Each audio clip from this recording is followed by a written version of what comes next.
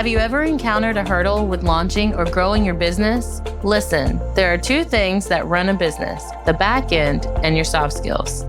Telling you right now, if these aren't in place, you'll lose clients and you'll lose money. You don't want that? Well, you're in the right place. Hey, I'm Dana. Hey, I'm Sarah.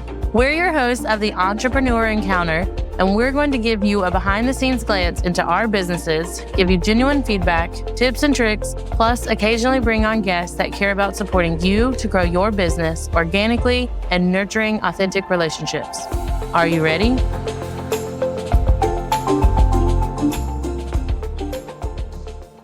Attention service-based entrepreneurs, unleash the power of Pinterest with a professionally optimized business account. In case you're new here, my name is Dana, co-host of Entrepreneur Encounter, and I want to be your Pinterest setup specialist. Together, we will tailor your Pinterest presence to your brand and audience, optimize your profile with captivating visuals and descriptions, develop a strategic pinning plan to reach your target audience, and then integrate Pinterest with your other marketing channels so you can repurpose instead of working harder.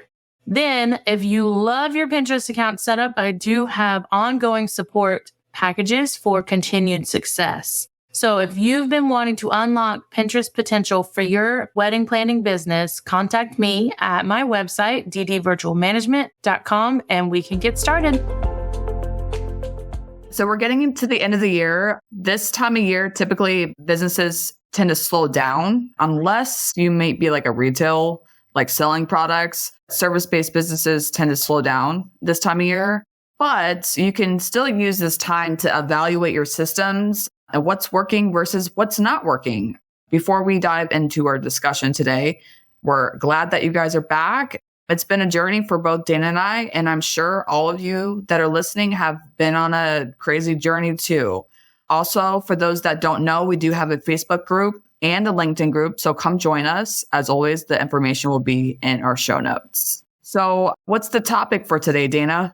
So today we are talking about tools for effective communication and collaboration, which a little behind the scenes humor. The first time we tried to communicate with each other for our listeners, this episode did not go well.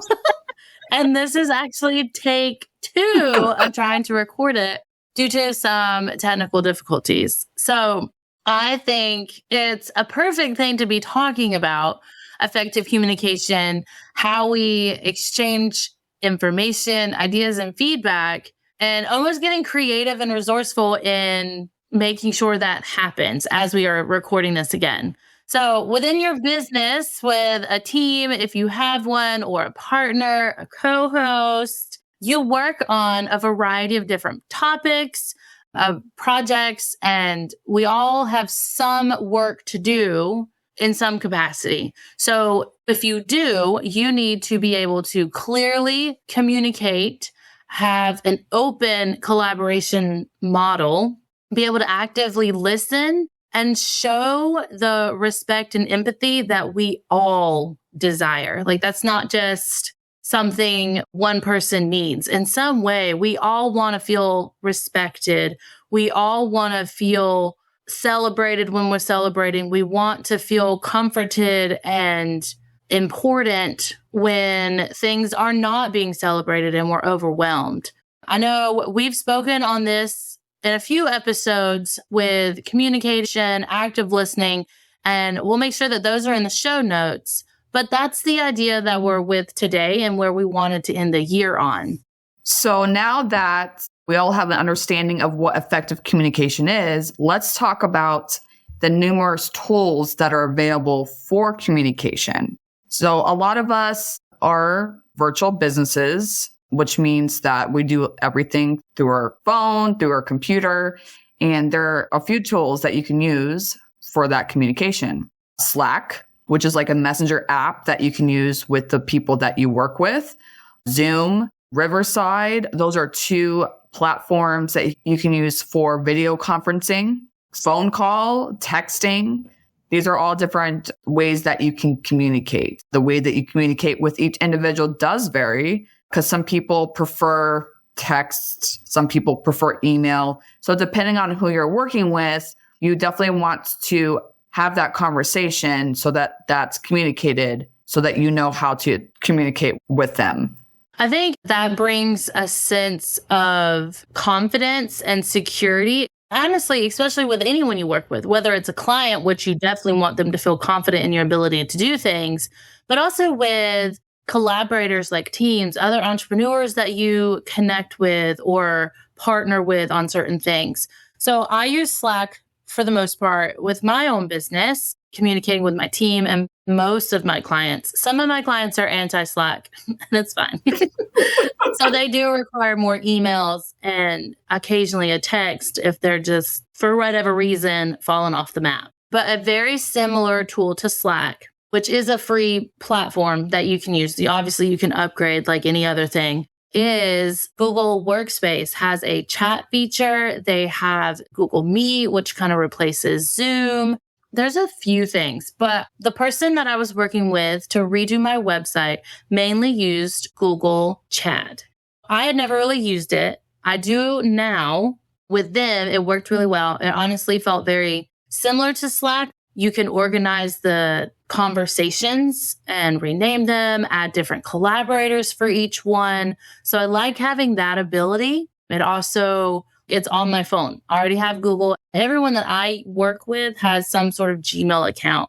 So it's easy for them to access it, get that app. They don't have to have a different login. That's something they already have. So I have been considering, as I go into 2024, is transitioning from using Slack to more of the Google Workspace products, essentially. Mm-hmm. Since I love having less things I need to log in. I like having less apps on my phone, like all of those things. Oh, yeah.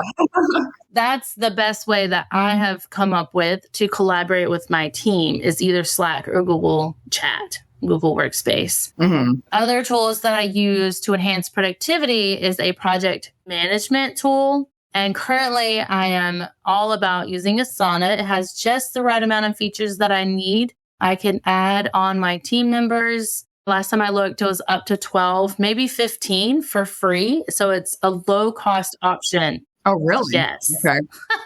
I was with ClickUp and I had to pay for each person that I added to my team, which it was less than $10. But when you are a small business like myself, every $7 or so counts. Mm-hmm. And it was per month. So it was almost $100 per person for them to just collaborate with me on different projects throughout the year. And I now have a team of 3 to 5. So it was very expensive when that bill came and I wanted to cry. So we have moved to Asana where it is free for me to have the same capabilities of collaboration and update on tasks and have those reminders. But that's a challenge. Mm-hmm. And I was very transparent with the team, like, hey, we're going to have to move for this reason. Yeah. And thankfully they love me and they just went with it. I think that's my only hesitation with moving from Slack to Google Chat for everything, because I just did that transition and I don't want to have another transition right afterward. Hey listeners, Sarah here. I'm on a mission to humanize the workplace for your growing business. The way that your business runs internally affects the business as a whole, such as team retention and satisfaction of your customers. There's a really big number that is kind of scary. 30,000 people plus a year of people that leave the workforce because of the way that the business is run internally. So I want to change that. I want to ensure that your business is set up for success. So what does this look like? We'll evaluate your business and team satisfaction as a whole. We'll dive deep into the systems and the programs that you have set up for professional development for your team.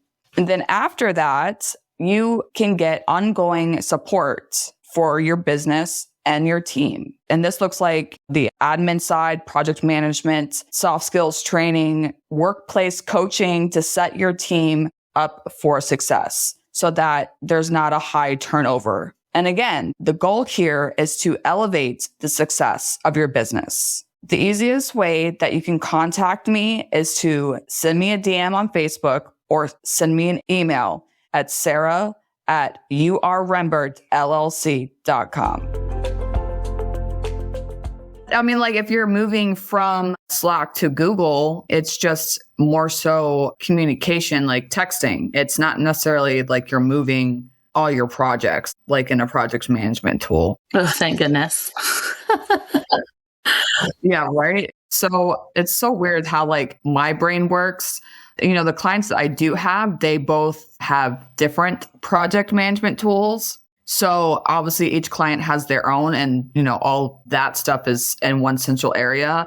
But what I use for myself is because I really enjoy writing everything down on a piece of paper and checking things off. But there's a management tool like task list. Have you heard of Todoist? No. It's like to-do list, but it's Todoist. So I'll put the link in the show notes because I didn't know it was a thing. I've asked people and a lot of people don't know what it is. You can add your task and then you can go into the thing and add your subtasks. But one thing that is cool when you hit the bubble, it makes a sound. So instead of like highlighting something off, it makes a like pop sound. So I guess that's like, what do you call it? Like the endorphin that you can get from being excited from like actually checking things off. Yeah. But it's cool. I just use it for myself. But I think there is a point where you do have to upgrade. I believe I have maybe like 5 folders, but I think after 5, you have to upgrade. And you can add people to it, but I haven't looked into that feature yet. But it's pretty nifty if you just need to write a list. I don't want to lose it. Yeah, exactly. And you can get it on your phone too. So that's a cool thing. So now that we're talking about the effective communication, the ways that you communicate with the people you work with and the collaboration platforms. We talked about Asana, Google Workspace. Oh, there's Dropbox. So Dropbox is another place. It's just to save all your large files. So typically those that do a lot of video editing or podcast editing, they typically put those files in a Dropbox because there's a little bit more space on the lower end.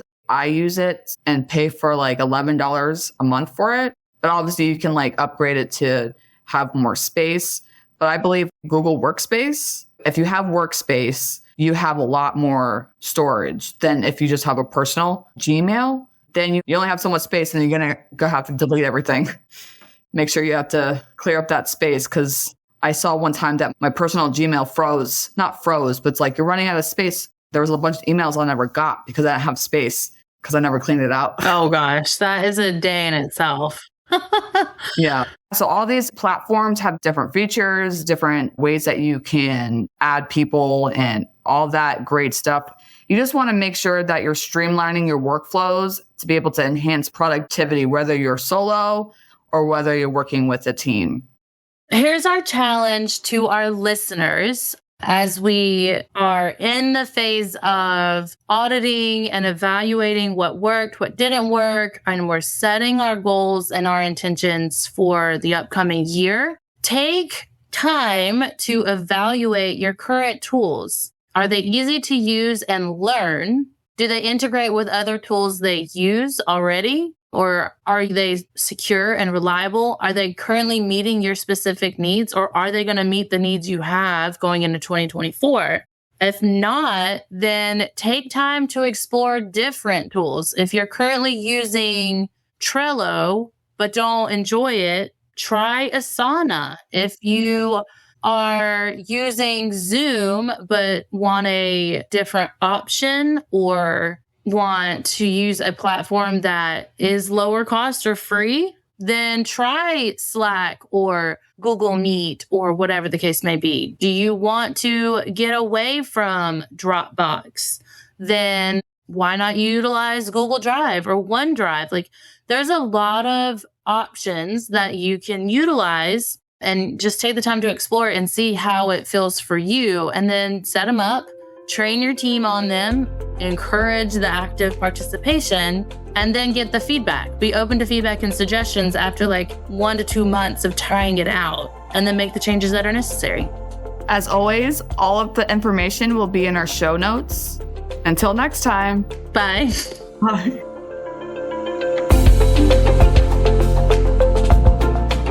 Thanks for tuning in to another episode. Remember, soft skills aren't just some fluffy buzzwords that get thrown around in the corporate world. They're the key to unlocking your full potential as a professional and a human being. Don't be afraid to invest in yourself and seek out opportunities to improve your soft skills.